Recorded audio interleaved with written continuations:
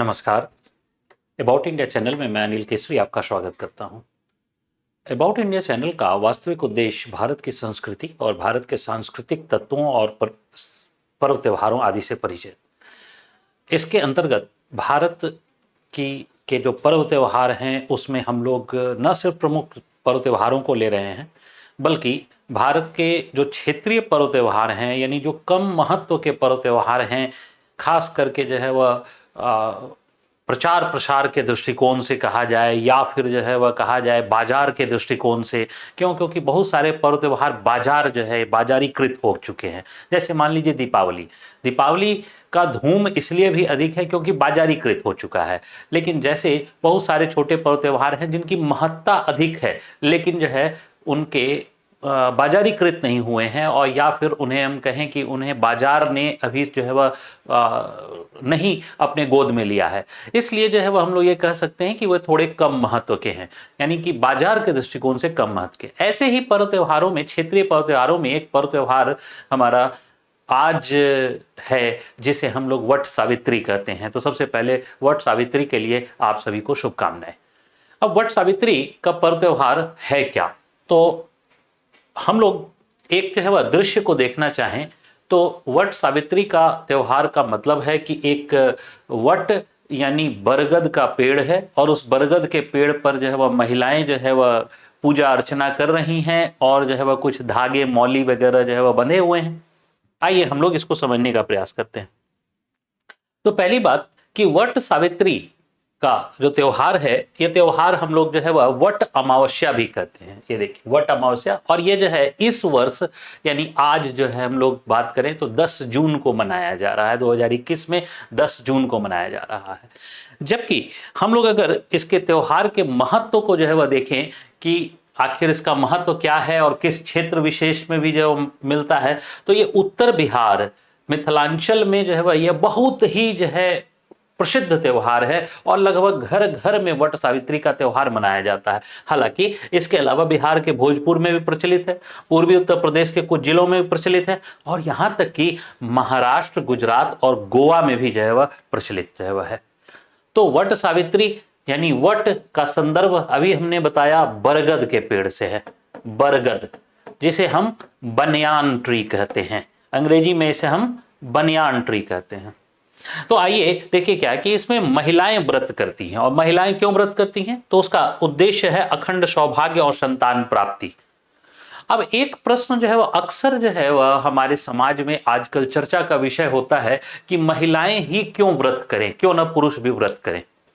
तो दरअसल देखिए क्या है कि जब भारतीय संस्कृति का विकास हो रहा था, तो भारतीय संस्कृति के विकास के दौरान, यानी आज से हम हजारों साल पहले की बात करें, तो उस समय हमारी संस्कृति कृषि संस्कृति थी।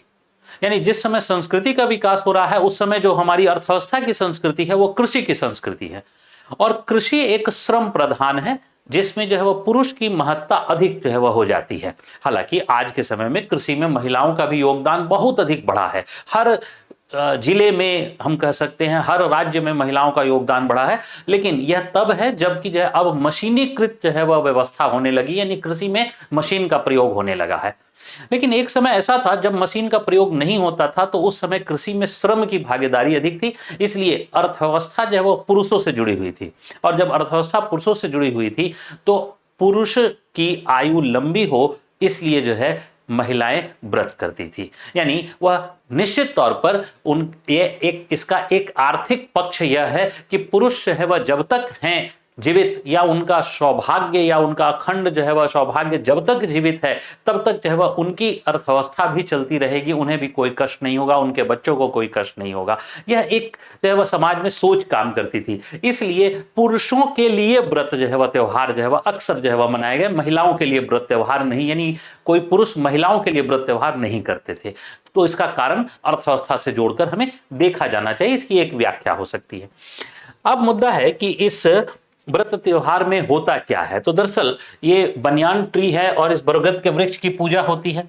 और बरगद के वृक्ष की पूजा होती है तो जो है वह 7 बार वृक्ष का फेरा लिया जाता है। हालांकि कुछ क्षेत्रों में यह संख्या 11, 21, 51, 108 भी होती है, लेकिन जो है सबसे जो प्रमुख है वह है 7। तो दरअसल विवाह के 7 फेरे से इसका 7 बार जो है वह यानी 7 बार वट की परिक्रमा करते हैं महिलाएं, और 7 बार वट की परिक्रमा करके उसमें धागे बांधे जाते हैं। तो हम लोग यहाँ देखें कि यहाँ कुछ महिलाओं का जो है वह चित्र है जो इस वट के वृक्ष में धागे बांध रही हैं, तो 7 बार जो है वह बांधती हैं। तो यह 7 फेरा से जोड़कर जो है वह 7 बार जो है की संकल्पना रखी गई है।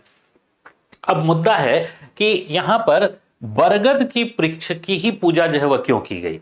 तो हम लोग यह जानते हैं कि पृथ्वी पर जितने भी वृक्ष हैं, और भारत में खास करके जो है वह कहा जाए तो भारत में जो भी वृक्ष हैं उन सारे वृक्षों में सबसे लंबी आयु जो है वह किसकी है, तो बरगद के वृक्ष की। तो निश्चित है कि अगर हम जो है वह तुलना करने चाहेंगे अपने पति के आयु की, तो किससे करना चाहेंगे, जिसकी आयु लंबी होती हो।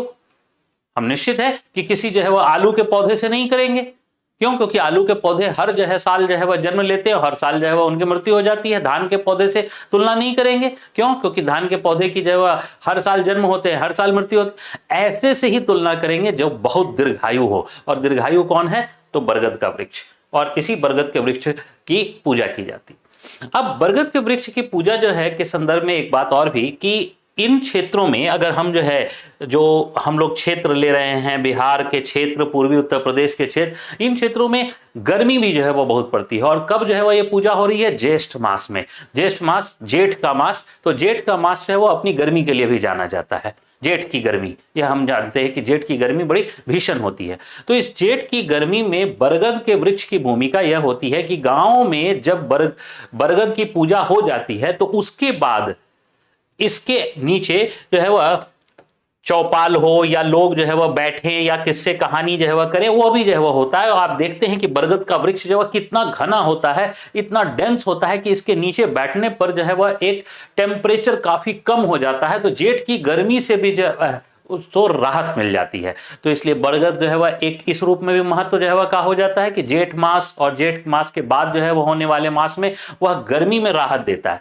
इसके बाद जो है वह जो बरगद का वृक्ष है, या बरगद का वृक्ष का महत्व एक यह भी है कि भारत में पीपल और बरगद ये 2 ऐसे वृक्ष हैं जो अन्य वृक्षों की तुलना में अधिक ऑक्सीजन जो है वह दे रहे होते हैं। और इस ऑक्सीजन की मात्रा का जो अनुमान किया गया है वह है 20 से 30% अधिक ऑक्सीजन दे रहे होते हैं। लेकिन आज जो है वह नगरीय समाज जो है वह आ गया है, और इस नगरीय समाज में हम लोग कैसे जो है वह हर जगह बरगद के वृक्ष को जो है वह ढूंढें, क्योंकि नगरों में तो बरगद के वृक्ष मिलते नहीं है। क्योंकि इतना बड़ा क्षेत्रफल अगर कोई वृक्ष जो है वह ले लेगा तो इतने बड़े में तो बहुत बड़े भवन बन सकते हैं, कई मंजिली इमारत बन सकती है, जिसका कॉस्ट ज्यादा होगा। इसलिए नगर में हमें बरगद के वृक्ष जो है वह कम मिलेंगे। तो इसलिए नगर में क्या किया जाने लगा है, नगर में यही वट वृक्ष की पूजा जो है वो गमले में, यानी गमले में जो है एक गमले में बरगद का प्लांट लगा दिया जाता है, और उसी में धागे बांधकर जो है वह महिलाएं अपने व्रत को कर लेती हैं। यानी यह भी जो है वह इस प्रकार की संकल्पना धीरे धीरे जो है वह बदलती चली गई।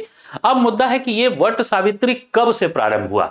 तो ऐसी जो मान्यता है वो मान्यता ये है कि जो हमारी पौराणिक पात्र सावित्री हैं, जिसे आपने सुना होगा यमराज से वो लड़कर जो है अपने पति सत्यवान के जीवन को वह जो है वह छीन कर लेके आई थी। तो दरअसल कहा जाता है कि जो है वह सत्यवान की मृत्यु के पश्चात सावित्री जो है वह ने इसी दिन अपने पति सत्यवान को जीवित करने के लिए बरगद के वृक्ष के नीचे उपवास और व्रत किया था।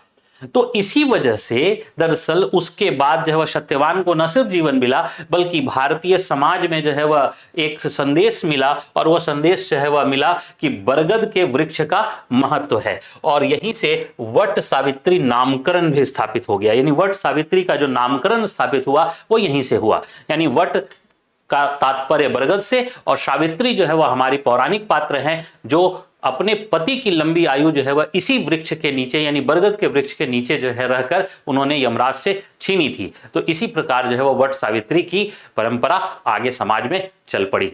आप सभी का धन्यवाद। नमस्कार। जय हिंद।